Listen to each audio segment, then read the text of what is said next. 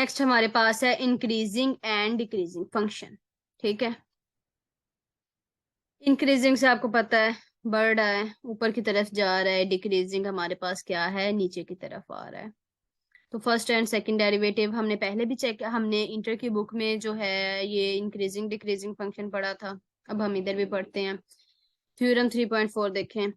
Suppose date a function F is continuous on the closed interval पे function जो है वो कंटिन्यूअस हो और एंड हैज डेरिवेटिव, वही जो ओपन इंटरवल पे वो डिफरेंशिएबल हो।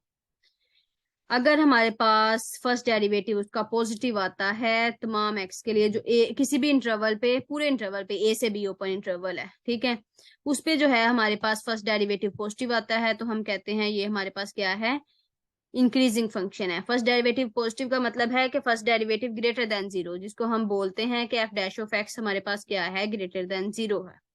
ठीक है, तो दूसरे पॉइंट में देखें, if F dash of x is negative, इसका मतलब है कि एफ डैश ऑफ एक्स जो है हमारे पास क्या है, लेस देन जीरो।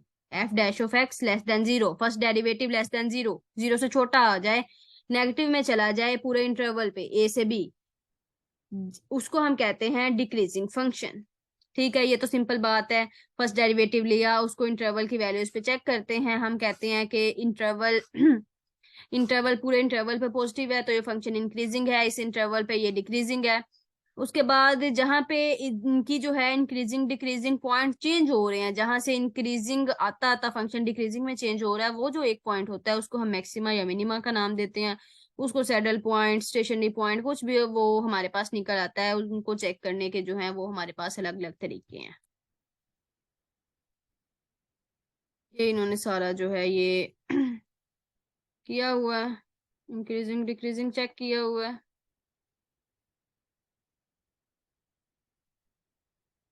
नेक्स्ट हमारे पास है कॉशे मीन वैल्यू थ्योरम। ठीक है,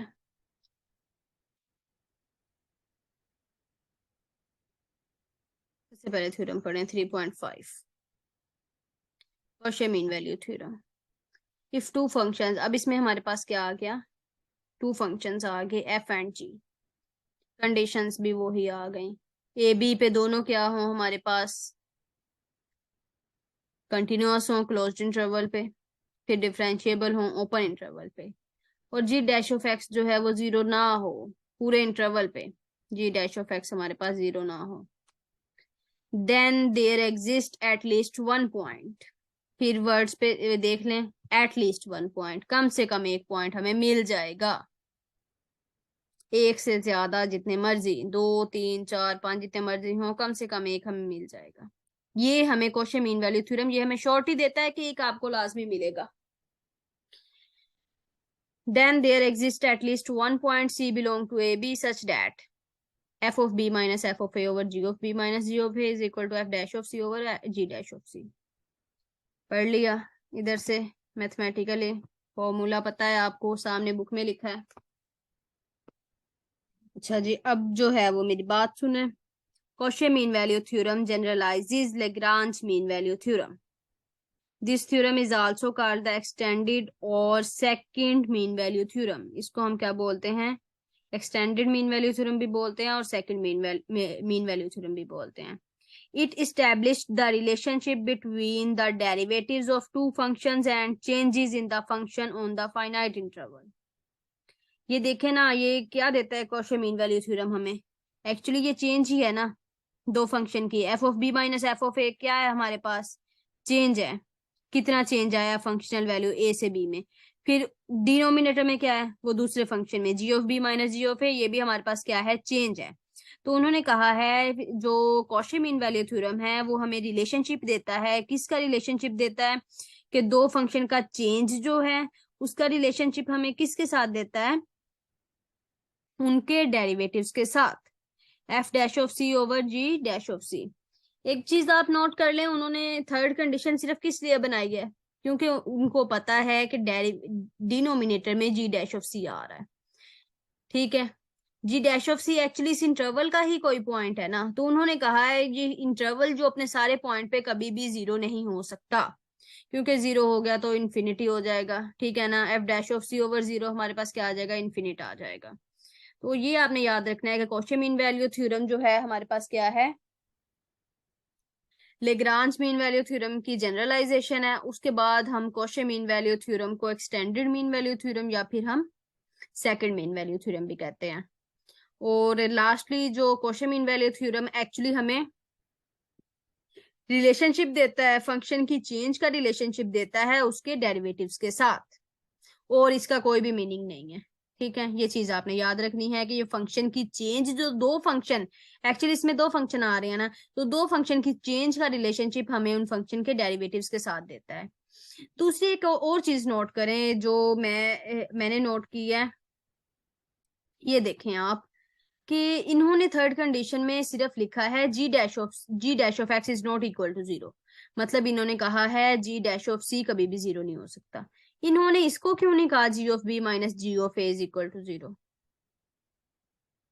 इन्होंने इसका नहीं लिखा कि g of b minus g of a is not equal to zero. ये भी तो कंडीशन होनी चाहिए थी ना। ये कंडीशन इसलिए नहीं है कि g of b minus g of a change है। एक पॉइंट से दूसरे पॉइंट में किसी भी फंक्शन में हम मूव करते हैं तो लाजमी बात है उसमें कहीं ना कहीं चेंज आएगा, उसमें कोई ना कोई चेंज आएगा। वो चेंज कभी भी जीरो नहीं हो सकता, वो पॉजिटिव या नेगेटिव कुछ भी आ सकता है। ठीक है, तो इसलिए उन्होंने उसकी कंडीशन नहीं लिखी। जस्ट जो जिसका डर था कि ये जीरो अगर हो गया तो हम ये थ्योरम अप्लाई नहीं कर सकते।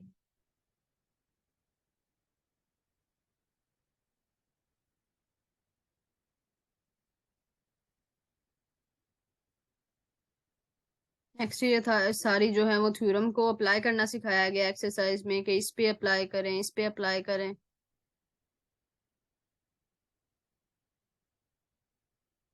क्वेश्चन नंबर 14 देखें। ये एज इट इज आपने इधर से पिक कर लेनी है। 1 + x⁴ a greater than 1 + ax, where a greater than 1 and x greater than 0 is called Bernoulli inequality। ठीक है, ये इक्वेशन आपने कर लेनी है क्योंकि आई थिंक 2020 में या 2017 में क्वेश्चन आया था कि बर्नौली इनइक्वालिटी की कंडीशंस बताएं। बर्नौली इनइक्वालिटी दो किस्म की है। दूसरी जो इसकी किस्म है ना, वो मैं आपको रियल एनालिसिस में नोट करवाऊंगी। वहां पे सारा कुछ चेंज हो जाता है। वहां पे जो है वो ए पी की कंडीशन होती है कि वो जो है वो 0 ग्रेटर देन ए लेस देन इक्वल 1 होगी। तो इधर से भी इनइक्वालिटी का साइन चेंज हो जाता है। तो दो तरह की बर्नौली इनइक्वालिटी है, तो ये जो है ये आपने एज इट इज इधर से नोट कर लेनी है। रियल एनालिसिस में इसको जो है हम डिटेल से पढ़ेंगे, बर्नौली इनइक्वालिटी को, वहां पे आएगा सारा कंसेप्ट।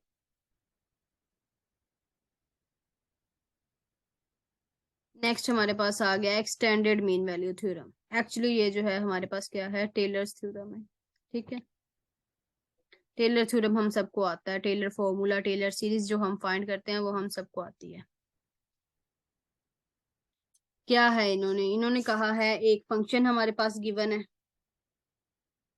ठीक है, फंक्शन के सारे डेरिवेटिव, जहां तक हमने एन तक जाना है उससे कम सारे डेरिवेटिव उसके एग्जिस्ट करते हैं।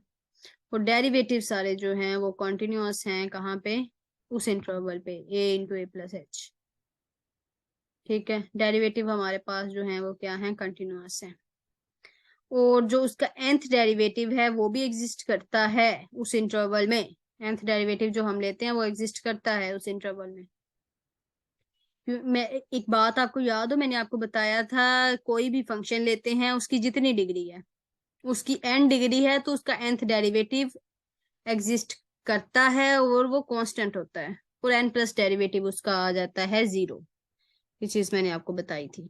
ठीक है, तो जब ये दोनों कंडीशन सेटिस्फाई करती हैं तो there exist a number theta. Number हमारे पास कोई भी आ जाएगा 0 से 1 में। तो ये जो है वो टेलर सीरीज का फॉर्मूला है, f(a+h)f' सारा फॉर्मूला है। ठीक है ना, थीटा का कोई कंसेप्ट नहीं है इधर। a+θh ये जो है ये आगे रिमाइंडर थ्योरम में रिमाइंडर में आएगा जब हम मीन टेलर थ्योरम का रिमाइंडर पढ़ते हैं। फिर हम उसको जो है वो स्किप कर देते हैं, निग्लेक्ट कर देते हैं। ये सिंपल टेलर थ्योरम का फॉर्मूला है। इसके ऐसे ये सिर्फ जो टेलर सीरीज थ्योरम है ना, ये सीरीज की एक्सपेंशन के लिए यूज होता है।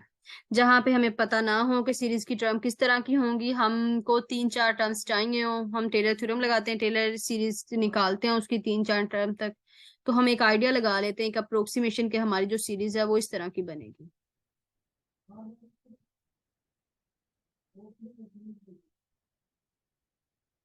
एक मिनट।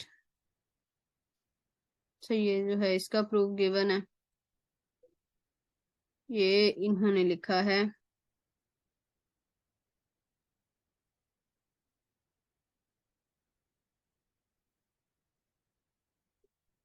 उन्होंने कहा है लेग्रांज फॉर्म, दो फॉर्म है ना, एक कॉशे फॉर्म ऑफ रिमाइंडर है, एक लेग्रांज फॉर्म ऑफ रिमाइंडर है। तो इसको उन्होंने बोला है कि ये हमारे पास क्या है, ये लेग्रांज फॉर्म ऑफ रिमाइंडर है। ये जो है ये वाली एक्चुअली हमारे पास रिमाइंडर टर्म होती है। रिमाइंडर टर्म का फॉर्मूला अलग होगा, इधर जस्ट इन्होंने क्लोज करके f nth derivative a plus theta h लिख दिया है। ठीक है।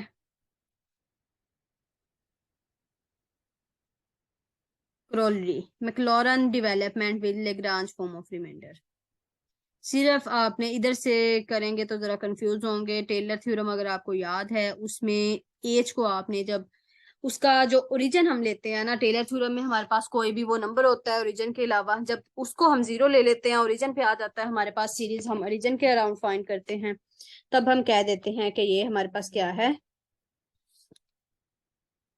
मैक्लॉरन सीरीज है। जब हम किसी भी सीरीज को ओरिजिन के अराउंड फाइंड करते हैं, वो हमारे पास आ जाता है मैक्लॉरन सीरीज।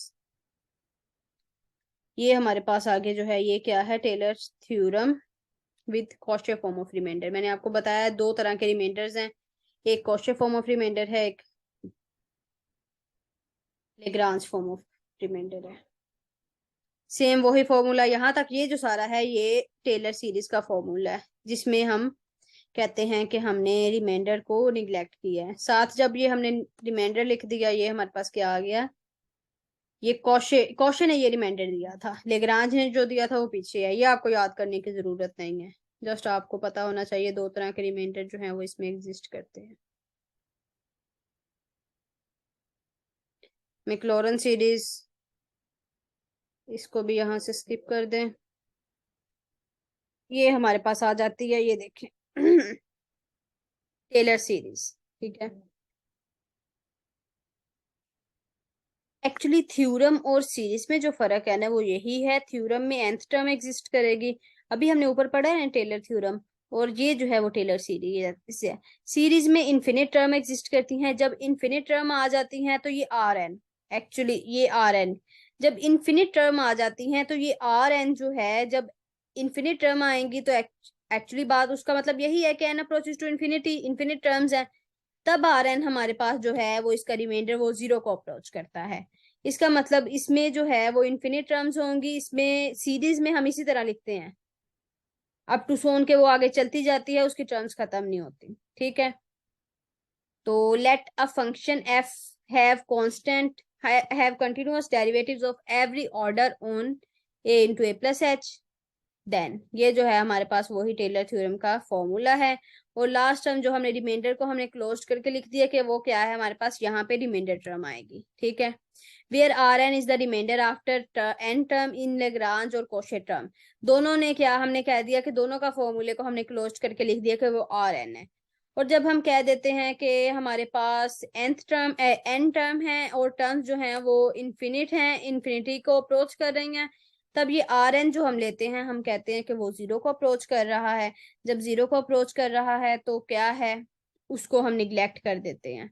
तो इसको हम क्लोज फॉर्म में एस एन जो है ये पूरी टेलर सीरीज है और आर एन इसका रिमाइंडर है। जब ये जीरो हो जाएगा तो ये ऑब्वियसली एस एन के बराबर आ जाएगी। इस पे हम ये लिमिट अप्लाई कर देंगे, एन अप्रोचेस टू इन्फिनिटी है, क्योंकि जब लिमिट अप्लाई की है तभी आर एन जीरो हुआ है, तो लिमिट एक पे नहीं दोनों पे अप्लाई होती है, एस एन पे भी और उस पे भी। ठीक है। उसके बाद जो है हमारे पास टेलर सीरीज बनती है जो हमारी रिक्वायर्ड है, ये टेलर सीरीज। ये मैं आपको पहले अभी ऊपर बताने लगी थी कि जब सीरीज आती है तो इस तरह अप टू सो ऑन का साइन आता है कि वो टर्म्स आगे चलती जा रही हैं, वो कहीं भी एंड नहीं हो रही।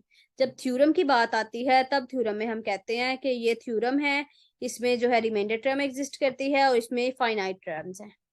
एक्चुअली थ्योरम और सीरीज का जो कंसेप्ट है ना, इसी तरह वो सेम कंसेप्ट जब हम बायनोमियल थ्योरम और बायनोमियल सीरीज को हमने पढ़ा था ना, हमने फर्स्ट ईयर में ये टॉपिक किया भी था कि बायनोमियल थ्योरम में nth टर्म आती है, nth टर्म एग्जिस्ट करती है, लेकिन बायनोमियल सीरीज जब आ जाती है तब हमारे पास क्या बन जाता है, बायनोमियल सीरीज में हमारे पास रेडियस ऑफ कन्वर्जेंस आ जाता है, हमारे पास इन्फिनिट टर्म्स आ जाती हैं। इसका मतलब वो सीरीज कहीं भी रुक नहीं रही, वो बढ़ती जा रही है।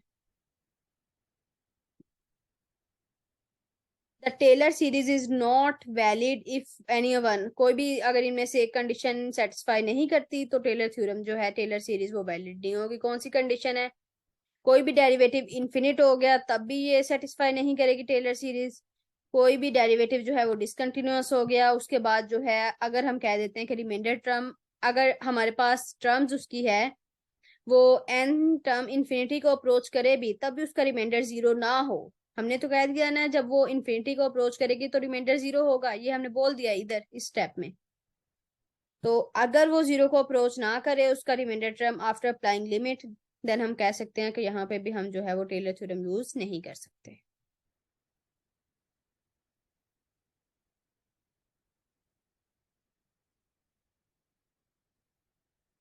यहाँ तक किसी को कोई क्वेश्चन है तो वो पूछ सकता है।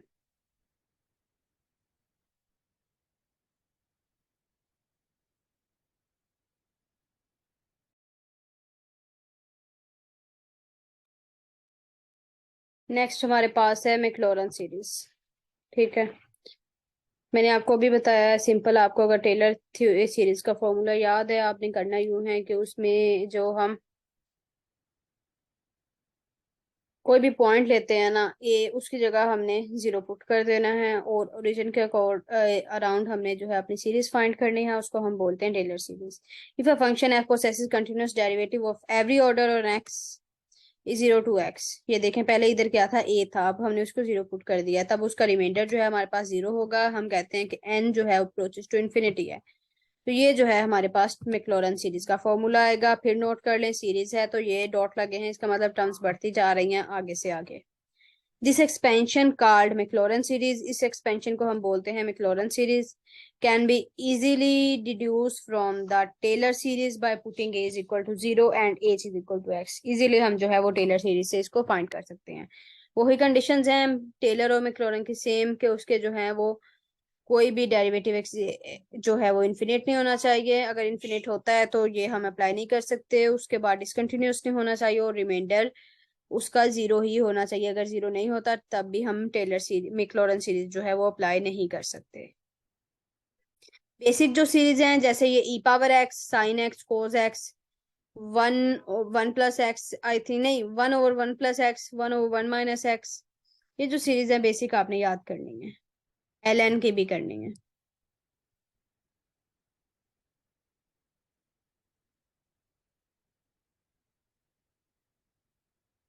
यहाँ से कुछ भी करने वाला नहीं है।